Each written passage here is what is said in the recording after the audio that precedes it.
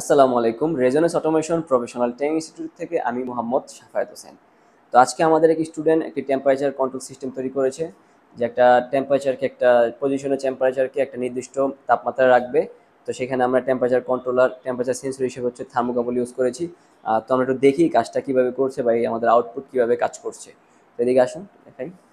তো এখানে আমার প্রথমে হচ্ছে কন্ট্রোল ইউনিটের সেক্টর, যেখানে push button, control circuit breaker এবং কন্ট্রোল রিলে, এই রিলে দিয়ে আমাদের টেম্পারেচার কন্ট্রোলারটি অ্যাক্টিভ হবে।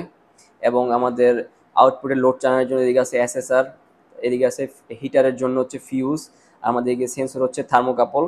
একটা হচ্ছে আমার সিস্টেমে পাওয়ার আছে এখন বর্তমানে, তাই রেড ইন্ডিকেটর দেখাচ্ছে। যখন আমি সিস্টেমটা অন করব তখন আমার গ্রিন ইন্ডিকেটর দেখাবে, এবং যখন আমার হিটার চলবে তখন আমার ইয়েলো ইন্ডিকেটরটি দেখাবে।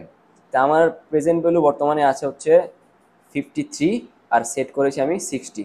এখন 57 আছে, 60-তে আসলে আমার হিটার বন্ধ করে দিবে। হিটার আমার বারবার অন এবং অফ হচ্ছে আমার নির্দিষ্ট টেম্পারেচারে নেওয়ার জন্য। আমার 60 চলে এসেছে, এখন আমার হিটার আর অন হবে না, এখন 60-তেই সবসময় থাকবে আমার এই জায়গার টেম্পারেচারটি। আর হচ্ছে আমাদের যে একটা বাজার আছে, যদি আমার কখনো কোনো ফল্টের কারণে হিটার অতিরিক্ত হিট হয়ে যায় তখন আমার বাজারটা বেজে উঠবে। যেমন আমি এখন আমার 60 আছে, আমি এদিকে সেট করেছি যে আমার অ্যালার্ম সিস্টেম থাকবে, যদি আমার সেট ভ্যালু থেকে কখনো 10 ডিগ্রি সেলসিয়াস বেশি হয়ে যায় তখন আমার বাজারটা বাজবে। সকলকে ধন্যবাদ, রেজোনেন্সের সাথে থাকবেন। আসসালামু আলাইকুম।